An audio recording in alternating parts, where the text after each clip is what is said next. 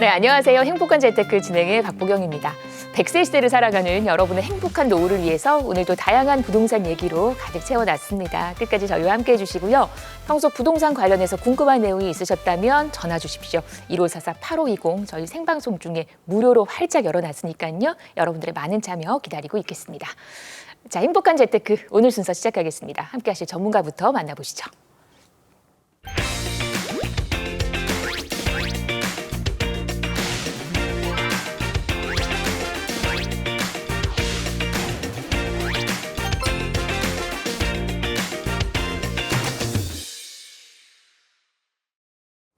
저희 오늘은요, 이동주 전문가와 이 시간 함께하겠습니다. 어서 오십시오. 네, 안녕하세요. 반갑습니다. 네. 정부와 서울시의 부동산 정책이 공급에 지금 점점 방점을 찍어가고 있습니다. 자, 이런 가운데 분양가가 지금 꾸준하게 지금 올라가고 있죠. 그 서민들의 속이 타들어가고 있는데 이럴수록 내 집 마련 또는 투자에 대한 방향성을 빨리 잡는 게 조금이라도 유리하지 않을까 이런 생각이 듭니다. 저희 행복한 재테크와 함께 하시면 이러한 고민들 말끔하게 해결해 드리도록 하겠습니다. 네, 이런 흐름 속에서 우리가 또 재테크할 수 있는 전략을 세워드리도록 할 겁니다. 오늘도 함께해 주시고요. 저희 시장의 흐름 먼저 점검을 하겠습니다. 첫 번째 소식 볼게요. 지금 잠깐 분양가 얘기하셨는데 네네. 서울의 민간 아파트 분양 가격이 또 올랐습니다. 평당 4,600만 원이라고요. 네, 나날이 치솟고 있죠. 우리가 불과 얼마 전에도 한번 이야기를 했던 것 같은데 또 이렇게 분양가가 올라가고 있습니다. 보시게 되면 이 분양가 이제 허그에서 발표를 해요. 이제 허그의 발표 자료에 따르는 건데 올해 8월과 작년 전년도 8월을 한번 비교를 해보게 되면 수치상으로도 지금 굉장히 많은 상승을 보이고 있죠. 불과 한 달 전과 비교하더라도 이렇게 분양가가 자꾸 치솟고 있다 이렇게 보시면 되고, 이 민간 아파트의 분양가 가격 동향은요. 조사 시점에 12개월을 평균 산수를 합니다. 12개월치를 평균 산출하다 보니까 물론 이런 상황도 발생을 할 수가 있어요. 만약에 그 12개월 내외 우리가 조금 이렇게 우리가 흔히 말하는 상급지라고 이야기를 하잖아요. 좀 분양가가 높은 지역들, 예를 들면 뭐 강남 지역들이 해당이 되겠죠. 네. 이런 지역에서 공급량이 많아지게 되면 전체 평균 분양가가 올라가는 현상을 좀 더 높게 올라간다 이런 현상을 볼 수도 있겠지만은 어쨌건 과거에 우리가 한번 살펴봤겠지만은 지속적으로 분양가 상승이 이루어지는 거는 필연적이다라고 조금 보시면 되겠고, 모든 원가가 상승하고 있기 때문이다 이렇게 간단하게 좀 생각을 해보시면 될 것 같아요.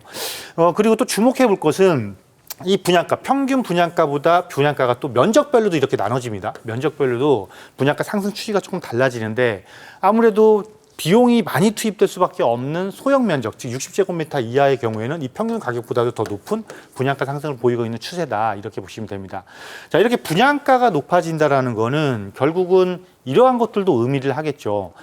내 집 마련을 하려면 오늘이 내일보다는 유리하다 이러한 신호가 될 것이고, 이러한 분양가의 상승은 단순히 새 아파트의 가격만을 이야기하는 게 아니라 사실은 기축주택, 기존 주택의 가격 또한 너무 격차가 크게 벌어지지 않고 결국은 쫓아가는 양상을 보이기 때문에 어느 정도 쫓아오게 돼 있거든요. 그래서 기축주택의 가격도 꾸준하게 끌어올리는 역할을 할 수 있다 이렇게 보시면 됩니다. 그래서 여러분들은 이러한 가격 변동이라든가 어떤 통계 자료가 나타나게 되면은 이러한 것들이 시장에 어떠한 영향을 미치고 내가 취할 수 있는 방향과 계획을 어떻게 해야 되는지를 판가름할 수 있는 그런 기준으로 조금 생각해 보시면 되겠다라고 말씀드릴 수가 있겠습니다. 네, 자, 서울의 아파트, 민간 아파트 분양 가격이 또 올랐다라는 소식, 시장의 흐름 점검을 해봤습니다. 다음 이슈 확인을 하겠습니다. 노원구 일대가 동부권의 중심이 될 것 같습니다. 와, 10만 3천 세대 규모의 재건축 계획이 잡혔어요. 네, 앞서 언급해드린 것처럼 네. 서울시가 공급에 지금 방점을 찍고 있다. 특히 우리 노원구 그러면 대표적으로 상계 택지지구가 떠오를 거예요. 상계동과 중계동 택지지구가 떠오를 건데, 드디어 서울시에서 이곳에 대한 재건축 마스터 플랜을 발표를 했습니다. 네. 이곳은요, 딱 이렇게 돼 있어요. 그게 이 화면을 보시게 되면 상계지구와 중계 1, 2지구로 이렇게 나눠져 있습니다. 나눠져 있고, 이 전체 현재 세대 수를 하게 되면 약 7만 세대 정도 되죠. 이 세대들을 재건축하기 위한, 즉 재건축을 하려면 사업성이 지금 좀 나와야 되거든요. 근데 이 지역이 대표적으로 조금 용적률이 약간 한 180% 전후대예요. 비교적 높은 편이고 과거에 지어진 아파트임에도 불구하고 여기에 또 소형 평형이 굉장히 밀집되어 있는 곳입니다. 그렇다 보니까 재건축을 실질적으로 진행할 때 조금 난항이 많았는데 이러한 것들을 해결하기 위해서 서울시에서 인센티브를 굉장히 높여줬다 이렇게 보시면 됩니다. 무엇이냐면 용도 지역을 상향을 하는 거예요. 용도 지역, 특히나 어느 지역이냐면 역세권에 있는 우리 앞서 화면에서 보시게 되면 마들역, 노원역, 중계역, 하계역 대표적인 역이 4개가 쭈루룩 있거든요. 7호선 기준으로 해서 특히 그중에서 주목해 볼 것은 4호선과 7호선이 크로스를 교차하는 노원역 일대가 굉장히 주목을 받을 수밖에 없겠죠. 이러한 지역들을 고밀 복합 개발을 추진한다는 겁니다. 즉 용적률을 최대한 줄 수 있는 만큼 줘서 최대 60층까지의 아파트를 지을 수 있도록 해주겠다. 이렇게 되면서 단순하게 이곳은 현재까지 노원구가 가장 큰 고심을 하고 있는 우리 지역은 왜 주거지밖에 없지? 이러한 고민을 해결하기 위해서 이러한 고밀 복합 개발이라고 하잖아요. 여기다 플러스 일자리를 창출할 수 있는 것을 만들고 또 일자리뿐만 또 주거와 일자리가 있다고 모든 것이 해결되지는 않죠.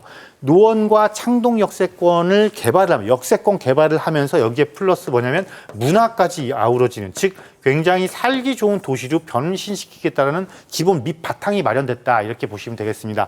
따라서 이 지역은 앞으로 10만 가구가 더 들어오게 돼요. 10만 가구 정도면 분당 규모의 신도시니까 서울 강북의 분당 규모의 신도시로 완전히 탈바꿈하게 되는 곳이다 이렇게 보시면 되겠고 그동안 조금 소외됐던 것은 사실이죠. 지역적으로 소외됐던 건 사실인데 앞으로는 조금 더 관심을 받게 되고 내 집 마련이나 투자처로서도 관심을 가져도 충분한 지역으로 발전을 할 수 있다라고 보시면 되겠습니다. 네, 이렇게 동부권의 중심 일대, 노원구 일대 공급이 많아진다라는 또 기분 좋은 소식 알아봤습니다. 저희 방송에서 언급된 부동산 관련 설명은 전문가 개인의 의견입니다. 투자하실 때는 나의 성향 잘 파악하시고 투자에 대한 판단은 본인의 몫이라는 점 기억하시기를 바랍니다. 네, 행복한 재테크 생방송으로 보고 계십니다. 이제 11시 20분 향해 가고 있고요. 부동산 관련해서 궁금증 있으시면 지금 전화 주시면 무료로 상담 받아보실 수 있거든요. 여러분들 많은 참여 기다리고 있겠습니다. 그러면 저희도 이미 첫 번째 전화가 연결이 돼 있다고 하네요. 받아보겠습니다. 여보세요. 예, 안녕하세요. 안녕하세요. 반갑습니다. 네네. 어떤 점이 궁금하실까요? 제가 요즘 네. 둔촌동 모아타운 진행하는 곳을 돌아다 보니까 네. 가격이 너무 많이 올랐더라고요. 재개발 한다고 해가지고 네. 둘러봤는데 그래서 제가 이제 아들이 30세가 넘었어요. 그래서 네. 한 2억 5천 정도로 해서 네. 투자해서 재개발돼가지고 아파트 되는 곳 있잖아요. 네. 그래서 그런 데를 알아보고 있는데 재개발 투자는 주거 환경이 정말 안 좋은 지역을 봐야 하는 건지 네. 아니면 투자할 때 가장 중점을 두고 봐야 되는 게 어떤 건지 네. 부동산마다 다 다르게 말씀을 하셔가지고 오늘 전문가님한테 여쭤보고 싶어서 전화드렸어요. 저도 궁금하네요. 정말 그런데 이게 정말 낙후된 곳을 찾아야 하는 건지 뭔가 다른 기준이 있는 건지 네. 저도 좀 경청을 하도록 하겠습니다. 2억 5천만 원 정도로 재개발 투자 관심이 있으시다라고 하셨고 둔촌동 얘기는 잠깐 하셨거든요. 네네. 저 이동수 교수님 바로 바꿔드릴게요. 네. 네. 네, 안녕하세요. 안녕하세요. 전문가님. 네. 해당 자금으로 이제 둔촌동 무아타운을 갔더니 지금 만만치가 않은 것 같으니까 지금 또 이제 네. 그렇게 될 곳들을 찾으시는 것 같아요. 그죠?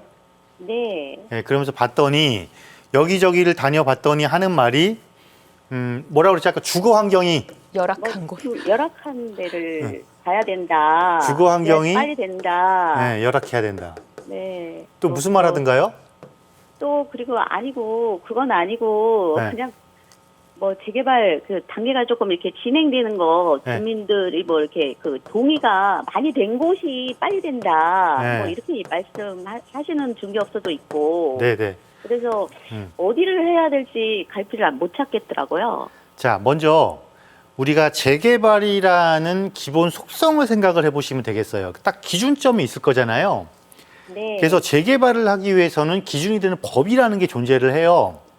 우리가 대표적으로 그 법이 이제 도정법이라고 하는데 도시 및 주거환경 정비법을 줄여서 도정법이라고 하는데 그 법에서 딱 이야기하고 있는 게 뭐냐면 주거환경이 열악한 곳에서 하는 게 재개발이 맞아요. 네. 그러니까 이 지역을 찾는 게 맞죠.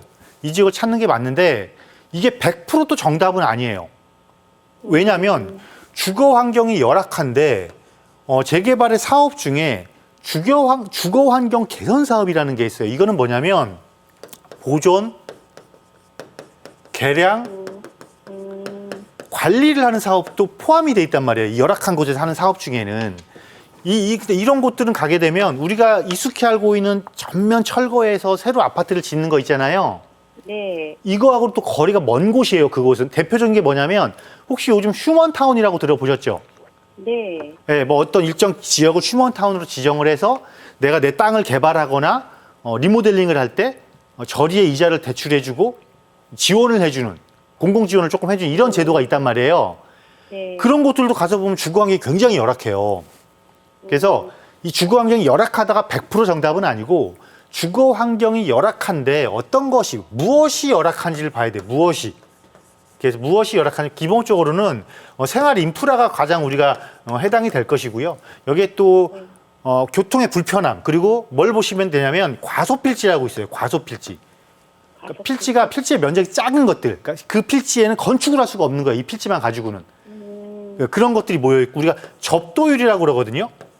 접도율. 그러니까 우리 도로에 접한. 그러니까 내 집들이 이렇게 있는데 집들이 도로에 접해 있어야 그 집을 진출입하기 편리할 거잖아요. 네. 그런데 이런 접도율이 부족한 곳들, 이러한 곳들이 우선적으로 전면 재개발이 우선적으로 할 수 있는 곳이에요. 그런 곳들을 가야 되는 거고, 다음으로 두 번째는 단계를 진행을 말씀하셨는데, 네. 단계 진행에서도 우리가 뭘 보셔야 되냐면, 자, 단계 진행하는 좋죠. 단계 진행하고 동의서 많이 걷어져 있으면 좋아요. 그런데 우리 시청자님께서 앞서 둔촌동 모아타운 갔듯이 그것은 지금 이미 조합인가 앞두고 있죠. 네네. 조합인가를 앞두고 있으니까 가서 가격을 문의는 해보셨겠지만 가격이 어떻던가요? 투자금 너무 많이 들어가요. 가격이 굉장히 많이 들어가죠. 예, 예. 그러니까 이거예요. 단계가 진행이 되면은 이렇게 여러 가지 단계가 있는데 이 단계가 진행이 될 때마다 우리가 익숙히 알고 있는 프리미엄이 자꾸 형성되는 거예요. 프리미엄이. 그러니까 당연히 동의율이 높은 건 좋은데 단계가 앞서가 있다라면 나의 투자금이 많이 들어가겠죠. 그러면 우리가 요령껏 찾아보는 거예요. 그럼 도대체 어디를 해야 돼? 이렇게 찾아볼 때 네. 지금 이 중에 중요한 게 또 뭐냐면 정책의 방향도 봐야 돼요. 정부의 정책, 또 해당 지자체의 정책. 특히나 서울시 같은 경우는 이 재개발을 하게 되면 대부분의 재개발의 지정권자가 인허가권자가 지자체에서 서울시에 올리게 되면 서울시장이 딱 인허가를 내주게 돼 있단 말이에요. 그럼 결국은 네. 뭐예요? 서울시의 정책 방향성을 잘 봐야 되는 거죠? 네네. 그럼 서울시에서는 지금 주거 환경이 열악한 곳만 이렇게 막 재개발 구역을 지정해 주는 게 아니라 이런 곳들을 지정을 해줘요. 기존에는 재개발을 했을 때 사업성이 부족했던 곳들, 이런 곳들을 가보게 되면 역과의 거리가 초역세권이 아닌 곳들도 의외로 많아요. 역과의 거리가 적정 거리, 도보 한 10분에서 15분 거리이지만 해당 지역이 보편적으로 2종 주거지면서 7층으로 좀 묶여 있다거나 이런 곳들이 우선순위고 두 번째 순위를 보게 되면 이런 곳들도 재개발을 해야겠지만 조금 더 앞서 우리 그 이슈에서 살펴봤던 상계 중개 택지지구 일대 역세권 중심의 고밀 복합 개발이라는 말 제가 이슈를 다루면서 얘기를 드렸잖아요. 네네. 이러한 서울의 역세권 중심으로서 이거는 실질적으로 수요자들이 원하는 곳. 이러한 곳 중에서 2종 주거지가 7층 제한을 받고 있는 곳들이라면 두 가지 조건을 다 충족하기 때문에 우선순위로 막 지금 지정을 하고 있단 말이에요.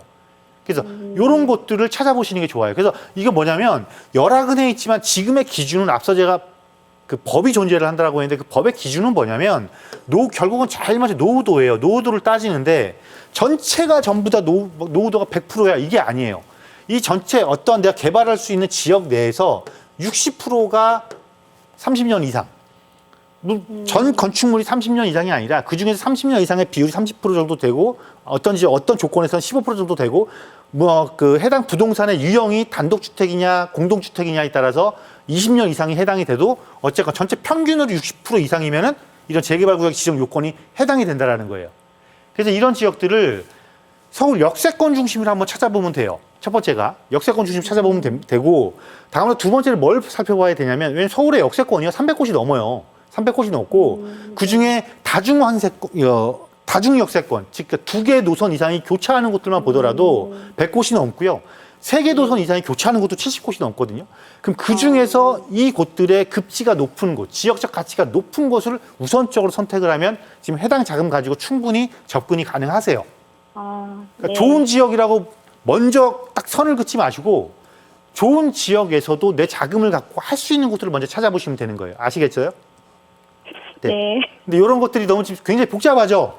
예, 너무 어려워요. 굉장히 긴 이야기를 제가 지금 짧은 시간에 지금 핵심만 포인트만 지금 말씀을 드리는 거고 이러한 네. 것도 이번 주 세미나에서 제가 자세히 다뤄보니까요. 시간 되시면 세미나에서 한번 들어보세요. 아시겠죠? 아, 예, 감사합니다. 네, 이렇게 정리해 드리겠습니다. 역시나 어렵습니다. 공부할 게 참 많은 분야가 정말 그 재개발인 것 같아요. 방금 말씀하셨던 그 세미나 놓치지 마시고 꼭 한번 참석해 보시기를 권해드립니다.